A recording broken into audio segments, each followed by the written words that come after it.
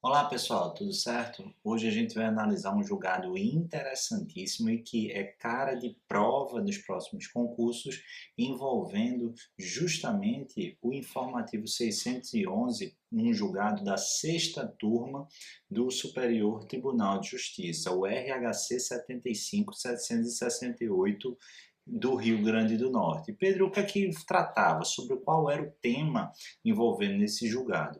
Basicamente, meus caros, era o seguinte: um tabelião estava sendo acusado de, supostamente, no exercício de suas funções, se apropriar de valores públicos, especificamente de valores atrelados ao Fundo de Desenvolvimento Judiciário do seu respectivo estado. E o que é que acontece? A conduta ou o crime de peculato, ele não se amolda, ele não se qualifica, ele não se classifica como um crime tributário, tampouco um crime tributário material, e sim um crime contra a administração pública. Afinal, dentro lá do conceito de funcionário público ou funcionário público equiparado do 327 do Código Penal, é possível, aliás, é perfeitamente adequado estabelecer o tabelião como tal, ou seja, a conduta do tabelião que se apropria de valores públicos, especificamente no caso do Fundo de Desenvolvimento do Poder Judiciário, é sim, ao menos em tese, hipoteticamente, qualificado como um crime de peculato, lá do artigo 312 do Diploma Penal Brasileiro. Bacana, Pedro. Contudo, meus caros, percebam que o STJ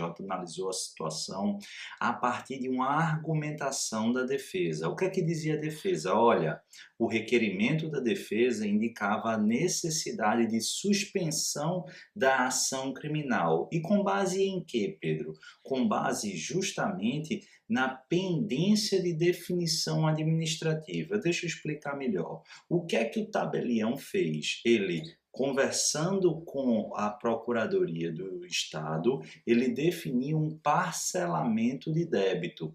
O que é que aconteceria se estivéssemos diante de um crime tributário material? De acordo lá com a súmula vinculante 24, os crimes tributários materiais, eles somente se tipificam após o lançamento, a constituição definitiva do crédito. E caso o débito seja suspenso, seja parcelado, também deve ser suspensa a punibilidade e, portanto, também deve ser suspensa a eventual ação penal. E qual era a grande celeuma? Justamente porque o peculato, ele tecnicamente, ele não se amolda ao conceito de um crime tributário, tampouco um crime tributário material, razão pela qual essa aplicação não se encontraria ou não encontraria guarida na jurisprudência da referida corte do STJ e nem tampouco do Supremo. Certo? Certo. Mas a grande peculiaridade é a natureza jurídica dos valores vinculados ao Fundo de Desenvolvimento do Judiciário. E o STJ, analisando, entendeu que se tratava de um valor, de uma verba, de uma rubrica sui generis e que teria, dentre outros, um elemento, uma conexão bastante próxima ou bastante aproximada de uma verba, de um valor tributário.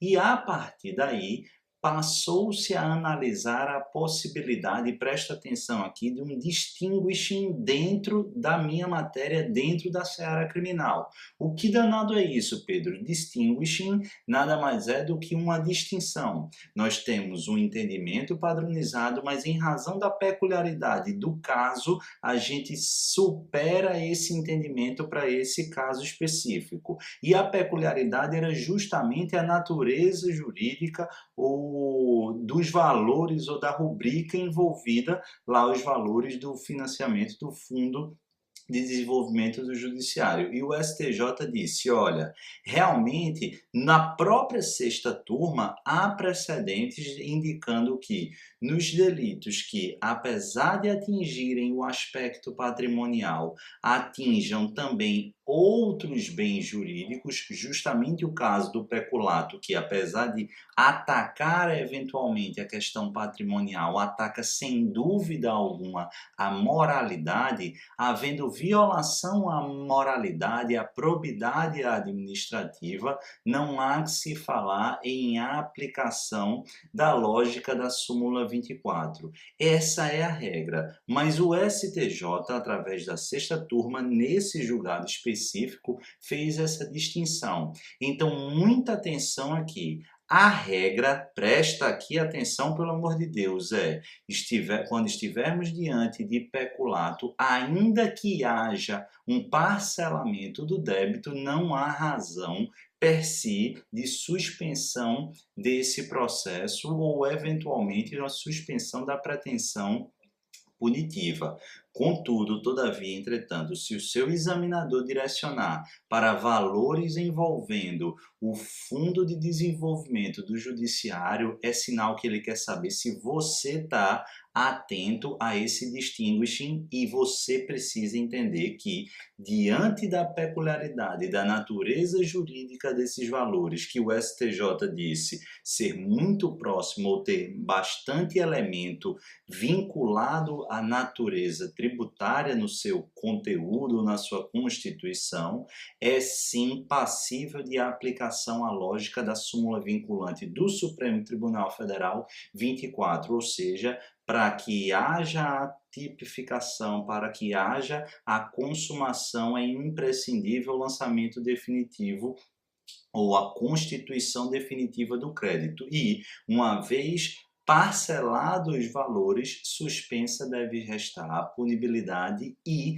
no que nos interessa, havendo ação penal em curso, ela deve seguir a mesma sorte. Espero que tenham entendido e anotem, porque isso vai cair. Um grande abraço e até o próximo vídeo.